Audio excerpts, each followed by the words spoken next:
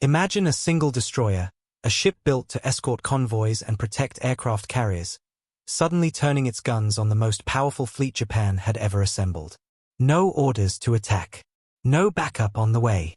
Just a captain who decided that if his ship was going to die, it would die driving straight into the teeth of the enemy. This is the story of the USS Johnston, and the most audacious charge in the history of naval warfare. If you've never heard of this battle, you're not alone. But by the end of this video, you'll understand why a Japanese admiral took off his cap and bowed in silent respect toward a sinking American destroyer. Make sure you subscribe so you never miss the untold stories of the Second World War. October 25, 1944.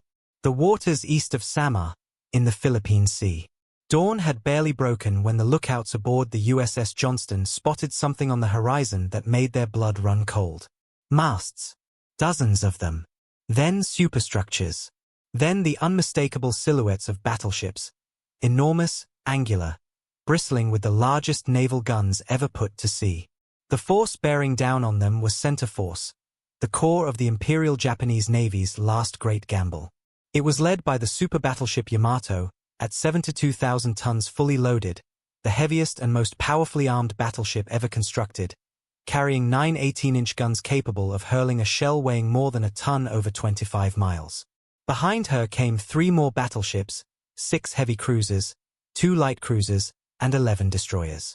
The Johnston was a Fletcher-class destroyer. She displaced roughly 2,100 tons. Her main armament was 5 5-inch guns. She was outgunned by a factor that defies easy comparison. It was like a rowboat charging a fleet of ocean liners, except this rowboat's crew chose to charge anyway. To understand why this moment happened, and why it mattered, we must go back to the strategic map of the Pacific War in the autumn of 1944, and to the man who commanded that tiny ship, a man who had been preparing for this kind of moment, without knowing it, his entire life. Commander Ernest E was born in Muskogee, Oklahoma, in 1908. He was part Cherokee, a fact he carried with quiet pride. He graduated from the United States Naval Academy at Annapolis in 1931, and by the time he took command of the Johnston in late 1943, he was regarded as one of the most aggressive, capable destroyer commanders in the Pacific Fleet. When Evans first addressed his crew after assuming command, he did not speak in abstractions. He told them plainly what he expected. He said, "This is going to be a fighting ship. I intend to go in harm's way, and anyone who doesn't want to go along had better get off right now." Nobody got off. By October 1944, the United States was deep in the campaign to recapture the Philippines. General Douglas MacArthur had returned, as he promised he would, landing at Leyte Gulf on October 20th. But holding those beachheads required naval protection, and protecting the invasion fleet fell to a patchwork of forces that were never designed to fight a major surface engagement. Taffy 3, the unit to which the Johnston belonged, was officially designated Task Unit the 3rd of April, 77. It was a small, lightly armed group, 6 escort carriers, 3 destroyers including the Johnston, and 4 destroyer escorts. The escort carriers, called jeep carriers informally by their crews, were slow, thin-skinned ships built on merchant hulls. They carried aircraft for close air support and anti-submarine patrol. They were not warships in any traditional fighting sense. Their flight decks were made of wood. A single heavy-caliber shell could sink one of them with a single hit. Taffy 3's commander was Rear Admiral Clifton Sprague, operating from the escort carrier Fanshawe Bay. He had approximately 7,000 men under his command. He had no battleships, no heavy cruisers, no radar pickets screening his flanks. What he had was speed, barely, and whatever courage his men could muster. The strategic situation that placed Taffy 3 in danger was itself a product of an audacious Japanese plan. Operation Shogo, meaning Victory Operation, was Japan's response to the American landings at Leyte. It was the largest naval battle in history by sheer tonnage of ships involved, eventually encompassing 4 separate engagements spread across several days and thousands of square miles of ocean. The Japanese plan was intricate and desperate. Admiral Jisaburo Ozawa would lead a force of aircraft carriers, nearly stripped of aircraft, serving as deliberate bait, north of the Philippines to lure the main American fleet, Admiral William Hall's Third Fleet, away from Leyte Gulf. While Halsey chased the bait northward, two powerful surface forces would converge on the beachhead from different directions, crushing the invasion fleet and the troops on shore. It nearly worked. Halsey took the bait. He turned his entire Third Fleet north in pursuit of Azores carriers, leaving the San Bernardino Strait unguarded. Through that strait, in the early morning darkness of October 25th, the Japanese center force, Yamato, along with Nagato, Kongo, Haruna, and a screen of heavy cruisers, passed undetected into the Philippine Sea. When they emerged from the strait and turned south, the only thing standing between them and the vulnerable American transports and troops at Leyte Gulf was Taffy 3. The Japanese admiral in command of Center Force was Vice Admiral Tokeo Kurita. He was a veteran of some of the most brutal naval engagements of the Pacific War, a man who had personally survived the sinking of his flagship Atago by an American submarine just 2 days earlier. He had been pulled from the oil-slicked water and transferred his flag to Yamato.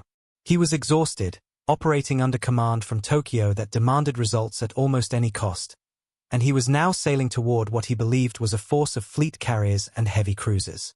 He was wrong about what he was sailing toward, but it would take time for that error to matter.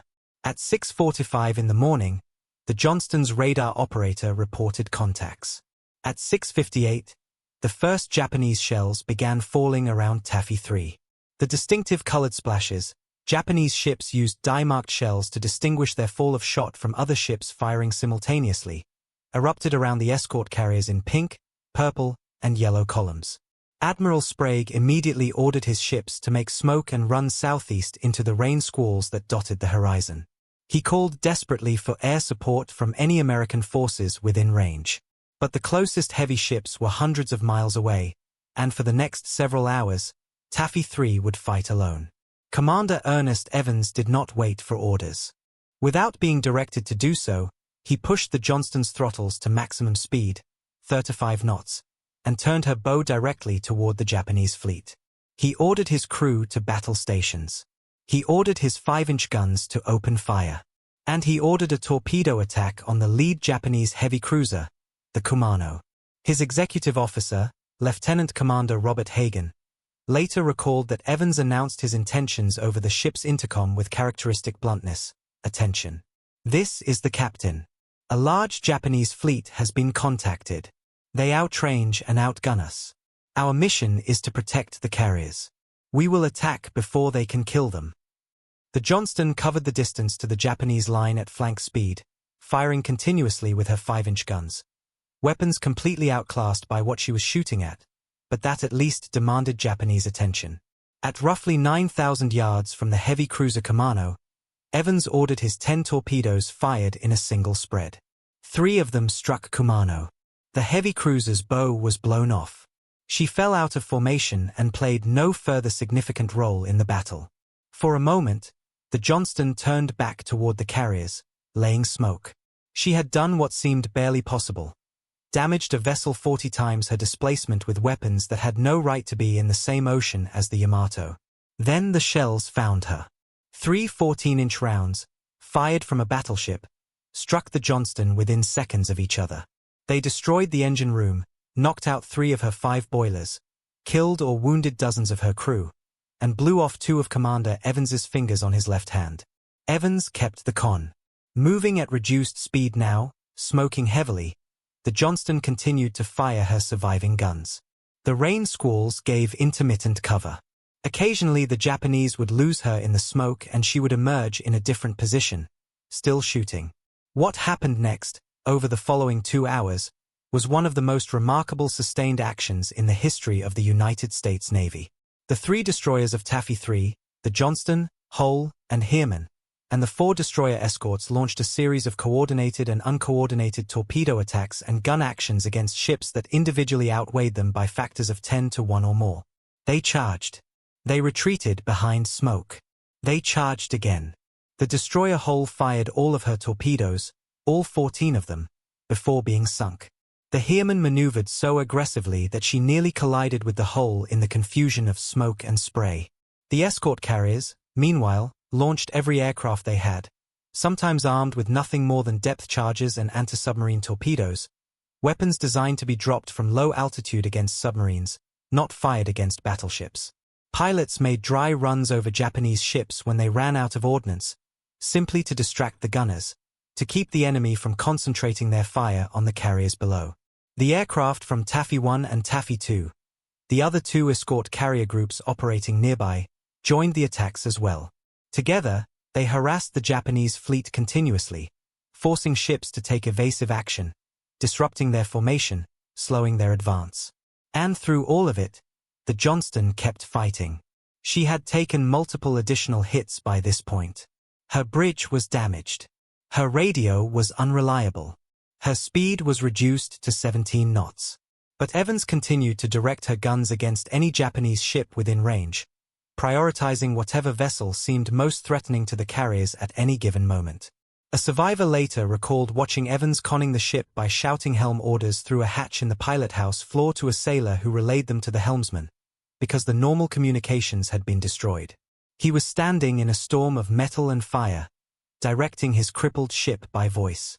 If you're finding this story as extraordinary as it is, go ahead and hit that subscribe button, and leave a comment below telling us which part of this battle you want us to cover in greater depth. At approximately 9:50 in the morning, the Johnston's luck finally, catastrophically, ran out. A concentration of Japanese fire struck her repeatedly. Her engines stopped. She began listing heavily to port. Evans ordered the crew to abandon ship. The Johnston sank at approximately 10:10 in the morning. Of her crew of 327 men, 186 survived. 141 did not. Commander Ernest Evans was not among the survivors. He was last seen in the water, swimming toward a life raft crowded with wounded men, helping them aboard. He was never seen again. He was 26 days from his 36th birthday. For his actions on October 25, 1944, Ernest Evans was awarded the Medal of Honor posthumously. The citation described his conduct as daring, audacious, and heroic, and credited him with pressing home attacks against a vastly superior force with courage that inspired his entire crew to fight beyond what could reasonably be expected. The Japanese center force, despite its overwhelming material advantage, did not reach the American transports at Leyte Gulf. At 9:11 in the morning, even before the Johnston had sunk, Admiral Curator ordered his fleet to reverse course. He broke off the engagement and withdrew. The reasons for this decision have been debated by naval historians ever since. Curator later cited confusion about the nature of his opponent. He still believed he was fighting fleet carriers and cruisers rather than escort carriers and destroyers, and concern about a renewed air attack after American aircraft had been striking his ships for hours. He also cited uncertainty about the broader tactical situation and his inability to coordinate with the southern Japanese force, which had been destroyed the previous night in the Battle of Surigao Strait. The smoke, the aggressive torpedo attacks, the sheer audacity of the American response, all of it combined to give Curator a false picture of what he was facing. The destroyers charged like cruisers. The torpedoes came from every direction. The air attacks never stopped. In the chaos and smoke and spray, it was genuinely difficult to understand what was happening. The outcome is not disputed. The transports at Leyte Gulf survived. The beachhead held. MacArthur's campaign continued. The liberation of the Philippines proceeded. The cost in American lives was terrible. 2 escort carriers were lost, the Gambier Bay, sunk by gunfire, and the St. Lo, struck later that morning by a kamikaze attack in one of the first deliberate suicide strikes of the war. The destroyers Hull and Johnston were sunk. The destroyer escort Samuel B. Roberts, whose crew fought with comparable ferocity, was also sunk. Hundreds of American sailors died. But they had stopped a fleet that should, on paper, have been unstoppable. In the decades after the battle, a story circulated among naval historians, its precise sourcing debated, but its emotional truth universally recognized. It was said that as the Johnston sank, a Japanese destroyer captain who had observed her throughout the engagement gathered his crew on deck and ordered them to stand at attention. He removed his cap and bowed toward the spot where the American ship had gone down. Whether or not the specific gesture occurred exactly as described, it captured something real. The Japanese Navy, whatever its manifold failures at the strategic and operational level by late 1944, retained a professional understanding of what it had witnessed. They had watched a small ship with no right to be attacking anything they brought charge their most powerful vessels repeatedly, sustain damage that would have driven any rational commander away, and continue fighting until the sea finally claimed her.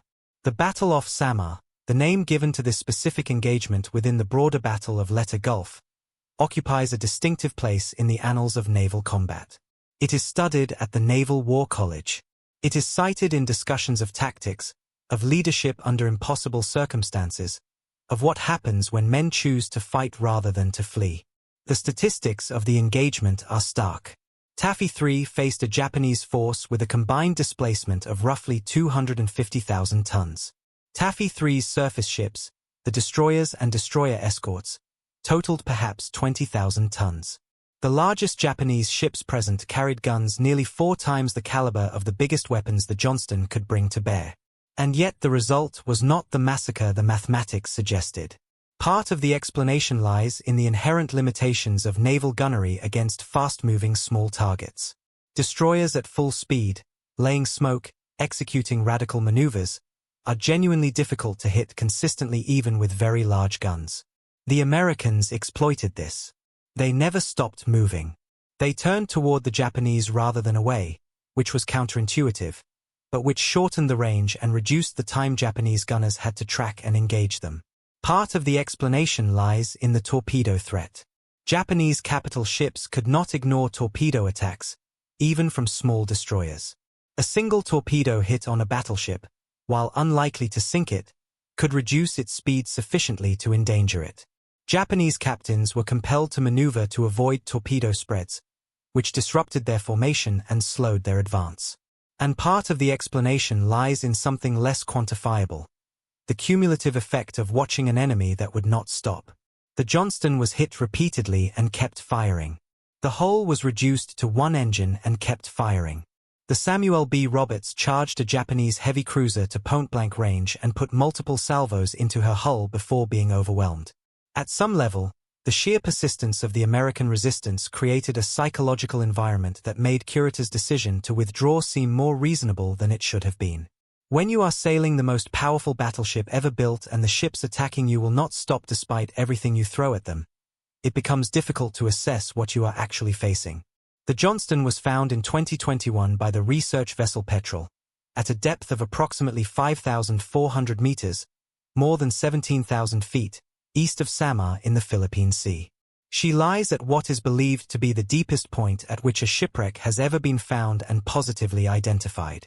At that depth, she rests beyond any salvage, in the permanent darkness of the deep ocean. The images returned by the remotely operated vehicles that surveyed her were striking. Her hull, despite more than 7 decades on the seafloor, was recognizable. Her bow was relatively intact. Her damage, the torn metal and collapsed structures from the shell hits and the final sinking, was visible. She lay where she had gone down, as she had fought, in the direction of the enemy. Ernest Evans received his Medal of Honor posthumously, presented to his family in 1945. He is remembered at the United States Naval Academy, and a destroyer escort, the USS Evans, was named in his honor and served in the United States Navy from 1964 to 1970. He is remembered, too, in a more personal way, by the families of the men of Taffy 3 who survived because of what he and the Johnston's crew did on that October morning. What Johnston's story reveals about the broader arc of the Pacific War is something worth sitting with. By October 1944, the Japanese military was operating under constraints so severe that its strategic plans required almost everything to go right simultaneously. The Shogo operation needed Halsey to take the bait. He did. It needed the Southern Force to survive Surigao Strait. It did not. It needed Center Force to emerge from San Bernardino Strait undetected. It did. It needed the subsequent engagement with Taffy 3 to be brief, overwhelming, and decisive. It was not. The gap between what Japan could plan and what Japan could execute had grown catastrophic. The industrial power that could build the Yamato could not provide her with adequate air cover or sustained logistics. The tactical skill that had made the Imperial Japanese Navy so formidable in 1941 and 42 had not disappeared, but it was being worn down by attrition, by the loss of trained pilots, by fuel shortages that kept ships in harbor and kept crews from training. Against this backdrop, Taffy 3's resistance was not merely heroic in the personal sense, though it was certainly that. It was also a demonstration of what American naval power had become by late 1944. The escort carriers were mass-produced. The aircraft they launched were mass-produced. Even the small ships, the destroyers and destroyer escorts, were coming off American production lines faster than Japanese shipyards could replace their losses. The Johnston was one of 175 Fletcher-class destroyers eventually commissioned by the United States Navy during the war. Japan could not build replacements at that rate. America could, and did. The mathematics of industrial production had already decided the war's outcome before Johnston ever turned her bow toward the Yamato. What the Battle of Samar demonstrated was something more specific. That even in the face of that industrial advantage, the outcome of individual engagements still depended on the decisions of individual men. Evans could have turned away. He had every rational justification to do so. No court-martial would ever have convicted him for withdrawing from an engagement against battleships in a destroyer. He turned toward them instead. Naval historians have used many words to describe this decision. The most useful might simply be, it worked.